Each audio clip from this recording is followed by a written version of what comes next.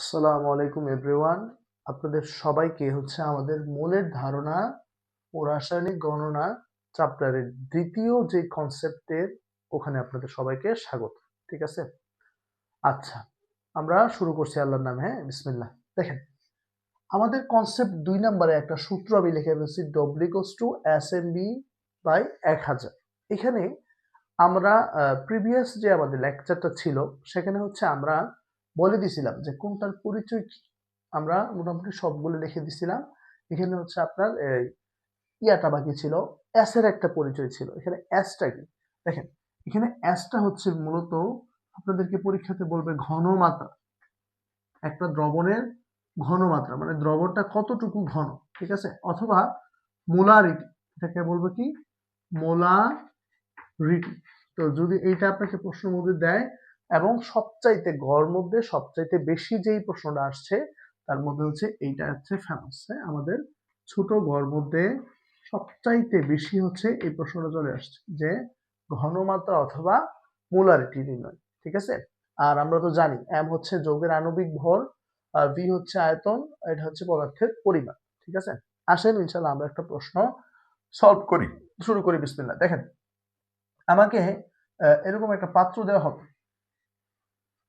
এরকম একটা পাত্র দেওয়ার পরে ধরেন এখানে আমাকে দিল যে সোডিয়াম হাইড্রোক্সাইড 200 ml 2.6 গ্রাম, এই আমার উদ্দীপক। এটা এ পাত্র। এবার আমাকে ওনারা প্রশ্ন দিল যে ঘর মধ্যে ধরেন এ পাত্রের মোলারিটি কত। এ পাত্রের মোলারিটি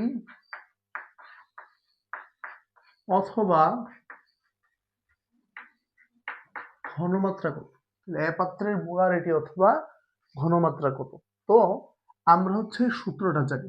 আমাদের সূত্রটা কি দেখেন, W=SMB/1000। তাহলে আমি আপনাদেরকে আগেই বলে নিছিলাম ঘনমাত্রা অথবা মোলারিটি কোনটা, এস। তাহলে এখান থেকে আমাকে এস এর ভ্যালুটা বের করতে হবে। আসেন বের করি। তাহলে আমরা লিখতে পারি S M V equals to W into 1000। এখান থেকে আমাকে এসটাকে বের করতে হবে। তাহলে আমরা যেটা করব, এসটাকে এখানে রাখবো, আর বাকি যে এমবি আছে সেটা আমার নিচে চলে যাবে। তাহলে W into 1000 divided by MB. আসেন আমরা এগুলাতে মান বসাই। দেখেন, আমি যদি মান বসাই তাহলে কি আসে, এই যে ডব্লিউ, তাহলে ডব্লিউ কত এখানে 2.6 gram. 2.6 into 1000 divided by M. M আমাদের এই যে সোডিয়াম হাইড্রোক্সাইড, এইটার আণবিক ভর। এইটার আণবিক ভর। তাহলে সোডিয়ামের 23, অক্সিজেনের 16, হাইড্রোজেন 1। সোডিয়াম, অক্সিজেন, হাইড্রোজেন, এটাকে যোগ করলে আমরা পাই কত, 40। এটা আমার এম এর ভ্যালু। ঠিক আছে? দেখেন, তাহলে এম এর ভ্যালুটা এখানে 40। আর আমার এখানে এই এম এল এর যেটা দেওয়া আছে এটা আমার কি, ভি। আর এই যে 2.6 যে বসাইলাম এটা এখানে এই যে ডব্লিউ। ঠিক আছে? তো আমরা প্রথমে খাতার মধ্যে এগুলো লেখা নিব যে এখানে এই ভ্যালুগুলো এইগুলো। আসেন, তো এইটাকে আমরা এবার ক্যালকুলেশন করি। কত আসে, বিটা দিয়ে গুণ দিতে হবে। হ্যাঁ, তাহলে বি কত, 200 ml। আসেন আমরা এটাকে ক্যালকুলেট করি। 2.6 ইন্টু 1000 ডিভাইডেড বাই 40 ইন্টু 200, 0.325 আসছে এটা আনসার। 0.325, এটা এটা আনসার। ঠিক আছে? তো সবাই আমরা এই জিনিসটা স্ক্রিনশট নিই। আচ্ছা, ঠিক আছে, আশা করি আমাদের স্ক্রিনশট নেওয়া শেষ। এবার আমরা দেখেন পরবর্তী জিনিসটা আমরা শুরু করি। এই সেম সূত্র থেকে বা এখান থেকে যে প্রশ্নগুলো আরো হয় সেটা আপনাদেরকে আমি তো একটা করে দেখালাম মোলারিটি অথবা ঘনমাত্রা। আমাকে এখানে বলতে পারে যে ধরেন আমাকে এখানে আমি যে পাইলাম এইটাকে সাপোজ আমাকে এখানে দিয়ে দিতে পারে। ধরেন এটাকে আমি কি করলাম, এখানে দিয়ে দিলাম মনে করে। হ্যাঁ, দেখেন আমি যেটা করলাম এইটাকে এখানে দিয়ে দিলাম 0.325 এম দিয়ে আমি আপনাকে বললাম যে এ পাত্রের আমাকে আপনি আয়তনটা হচ্ছে বের করে দেখাবেন, ঠিক আছে? এ পাত্রে হচ্ছে আমাকে কি করে দেখাবেন? এ পাত্রের আয়তনটা হচ্ছে আমাকে আপনি বের করে দেখাবেন। এ পাত্রের আয়তন ইকুয়ালস টু হোয়াট? তাহলে আয়তন আমরা কোনটা জানি? আয়তন হচ্ছে আমার ওই যে এখানে ভি যেটা আছে এটাকে আমরা বলবো কি ভলিউম বা আয়তন। তো আসেন তাহলে এখানে যদি আমাকে এইটা দিয়া দেয় তার মানে আমি কিসের ভ্যালু পাইলাম? এটা হচ্ছে এস। তার মানে এখানে আমার এটা তখন ভি থাকতেছে না, এটা তাহলে আমার কি এস। তাহলে এম আছে, এস আছে, ডব্লিউ আছে, আমাকে কি বের করতে হবে? আয়তন বের করতে হবে। আচ্ছা তাহলে আয়তন যদি বের করি তাহলে আমরা এখানে কি করব? দেখেন এস ছিল এখানে, এস এ আমরা এখানে তাহলে কি লিখবো? ভি লিখবো। দেখেন আমরা হচ্ছে এখান থেকে তাহলে ভিটাকে রাখবো। তাহলে ভিটাকে যদি রাখি তাহলে এস এম যেটা সেটা হচ্ছে নিচে চলে যাবে। তার মানে হচ্ছে ধরেন এই এম এর সঙ্গে এখানে ভি এর জায়গায় এস চলে আসবে। তাহলে আমরা ভ্যালুগুলো একটু বসাই। তাহলে এখানে ডব্লিউ তো 2.6 ঠিক আছে, 1000 ঠিক আছে, এম এম এর ভ্যালু 40, এস যেটা সেটা হচ্ছে আমরা এখানে তাহলে এইটা বসাই দিই, এটাকে মুছা। তাহলে হচ্ছে আমাকে এখানে 0.325 বসাইতে হবে। আসেন আশা করি ক্যালকুলেট করলে আমরা 200 ml ব্যাক পাওয়া যাবে, ঠিক আছে? আসেন তাহলে 2.6 into 1000 40 to 0.325, এই যে দেখেন 200 ml চলে আসছে, ঠিক আছে? এই যে 200 ml চলে আসছে। তাইলে আমার ম্যাথ হচ্ছে কি তাহলে? ঠিক আছে আসেন তাহলে আমি এখানে লিখে দিতে পারবো। তাহলে আয়তনটা হচ্ছে 200 ml, পারা যাবে?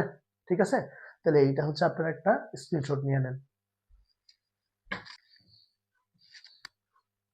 ঠিক আছে, তো আশা করি স্ক্রিনশট নিয়ে আপনাদের শেষ। এখন হচ্ছে আমরা এখান থেকে আর কি আসতে পারে দেখেন, আপনাদেরকে ভি বের করে আমি দেখাইলাম, এস বের করে দেখাইলাম, এম লাগে না, এটা হচ্ছে আপনি বের করতে পারবেন। ডব্লিউ আছে, তাহলে যদি আমাকে বলে ডব্লিউ বের করার জন্য, আসেন এইটা আমরা করে ফেলি।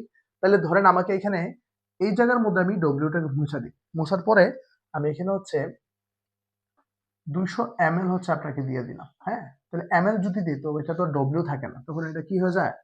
তখন এটা হচ্ছে ভি হয়ে যায়, ঠিক আছে? তখন এটা হচ্ছে ভি হয়ে যায়।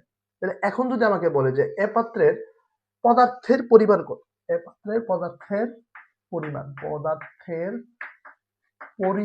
পদার্থের পরিমাণ অথবা ভর ইকুয়ালস টু হোয়াট, যদি এইটা আমাকে যদি বলে তাহলে আমি কিভাবে করতে পারি? তাহলে হচ্ছে পদার্থের পরিমাণ বা ভর হচ্ছে কোনটা? আমার হচ্ছে এটা ডব্লিউ, ঠিক আছে? এই ডব্লিউটা হচ্ছে আমার পদার্থের পরিমাণ অথবা ভর। তাহলে আমি হচ্ছে ডিরেক্ট এই সূত্র বসাই ফেলবো। দেখেন তাহলে আমার এগুলা কিছু লেখা লাগবে না, তাহলে হচ্ছে আমি ডিরেক্ট এটা বসাই ফেলবো। আসেন বসাই, তাহলে আমি যদি মান বসাই তাহলে এস তাহলে এস যেটা, এস হচ্ছে আমার 0.325 ইন্টু এম, এম এর ভ্যালুটা কত পাইছিলাম? এই যে 40, হ্যাঁ 40 ইন্টু আপনাদের ভি হচ্ছে এখানে 200, হ্যাঁ দেখেন তাহলে ভি হচ্ছে 200 আর ডিভাইডেড বাই 1000। তাহলে এটাকে যদি আমি ক্যালকুলেট করি আমার কত 2.6 মেবি আসবে না? তো আসেন তাহলে আমরা বসাই, তাহলে 0.325 ইন্টু 40 ইন্টু 200 ডিভাইডেড বাই হচ্ছে 1000, দেখেন 2.6 চলে আসছে। এই যে 2.6 হচ্ছে চলে আসছে, তার মানে কি আমার আনসার হচ্ছে ঠিক আছে 2.6 গ্রাম, এটাই হচ্ছে আনসার। ঠিক আছে, তো সবাই হচ্ছে এটাকে একটা স্ক্রিনশট নেন। আচ্ছা, তো আশা করি আপনাদের স্ক্রিনশট নেওয়া হচ্ছে হয়ে গেছে। আচ্ছা, তো এখন আমি আপনাদেরকে যে একটা জিনিস বলবো আর কি, সেটা হচ্ছে এখান থেকে আমরা তাহলে দেখলাম যে কিভাবে ডব্লিউ, ভি এবং এস নির্ণয় করতে হয়। আমি আশা করতে পারি আপনাদের 3 নম্বরের যে প্রশ্নটা গ নম্বরে, ওইটাতে 100% ইনশাল্লাহ এটা পাবেন। ঠিক আছে, এখন হচ্ছে আমরা আপনাদেরকে কয়েকটা জিনিস একটু বলে দিই।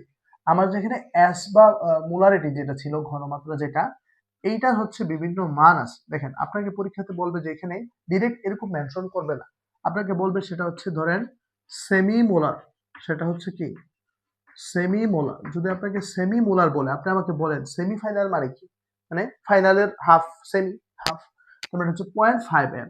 ঠিক আছে, তো আপনাকে যদি এখানে ঘনমাত্রার ভ্যালুটা ওরা উল্লেখ না করে বলে সেমি মোলার, তাহলে আপনাকে বুঝে নিতে হবে এখানে এস এর মানটা হচ্ছে কি এই 0.5। তাহলে আপনাকে যদি বলে এখানে সেমি মোলার দ্রবণ তুমি ডব্লিউ বের করো, তাহলে আমি সেমি মোলারে এখানে এস এর জায়গার মধ্যে হচ্ছে আমি 0.5 বসাবো।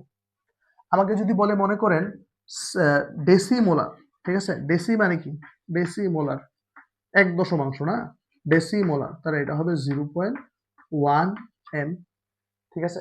আমাকে যদি বলি সেন্টিমোলার, তাহলে আমার এটা হবে কত, 0.01 এম, ঠিক আছে। এগুলা তাহলে আমাকে যদি এস এর ভ্যালু না দেয়, আমাকে যদি এরকম ম্যাথ দেয়, তাহলে আমি বুঝে নিব আমার এগুলো হচ্ছে কি এই ভ্যালুগুলো, ঠিক আছে। এগুলো একটা সবাই স্ক্রিনশট নেন, ঠিক আছে। আশা করি হচ্ছে আপনাদের স্ক্রিনশট নেওয়া হচ্ছে শেষ। তাহলে এখন আপনাদের কাজ যেটা, তাহলে আমাদের এরই মাধ্যমে আমাদের পার্ট 2ও শেষ। আর একটু কথা বলে দিই, দেখেন মানে আমাদের তাহলে মোটামুটি কাজ শেষ, ঠিক আছে। এখান থেকে আমরা এস, ভি, ডব্লিউ সবই বের করা শিখছি। আপনাদের জন্য আরেকটা যে এক্সট্রা কাজ থাকবে সেটা হচ্ছে আপনারা পর্যায় সারণী, যারা আমরা পারি তো পারি আলহামদুলিল্লাহ, যারা পারি না প্রথম 20টা মৌলের, বেশি দরকার নেই, প্রথম 20টা মৌলের হচ্ছে আপনারা ভর, পারমাণবিক ভর যেগুলোকে একটু মুখস্থ করে দিবেন।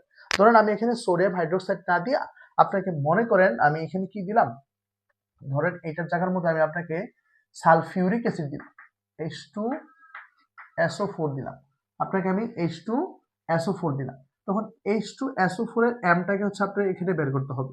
তো আপনি হাইড্রোজেনের, ধরেন আপনি হাইড্রোজেনের ভর জানেন 1, সালফারের ভর হচ্ছে আপনি জানেন না, তাহলে আপনি বের করতে পারবেন না। আপনি অক্সিজেনের ভর মনে করেন জানেন না, তাহলে এই সালফিউরিক অ্যাসিডের এম আপনি ম্যাথ পারেন, কিন্তু আপনি কি পারেন না, আণবিক ভর বা পারমাণবিক ভরগুলো আপনি কি করতে পারেন না, পারেন না। তাহলে পারমাণবিক ভর যদি না জানেন, আপনি আণবিক ভর বের করতে পারবেন, যার কারণে আপনি একটা ইজি ম্যাথ কি করতে পারবেন না, সলভ করতে পারবেন, ঠিক আছে। তাহলে আপনারা সবাই হচ্ছে পর্যায় সারণীর প্রথম 20টা মৌলের পারমাণবিক ভরগুলা একদম 100% ঝাঁঝালু করে ফেলবেন। তো আজকে আমাদের ক্লাস এই ছিল, আমাদের কনসেপ্ট 2 নাম্বার পর্বের। পরবর্তীতে ইনশাল্লাহ আমরা আপনাদের সাথে কনসেপ্ট 3 নাম্বার পর্ব নিয়ে ইনশাল্লাহ কথা বলবো। সবাই ভালো থাকেন, সুস্থ থাকেন, আর চ্যানেলটাকে সাবস্ক্রাইব করে দিন। আসসালামু আলাইকুম।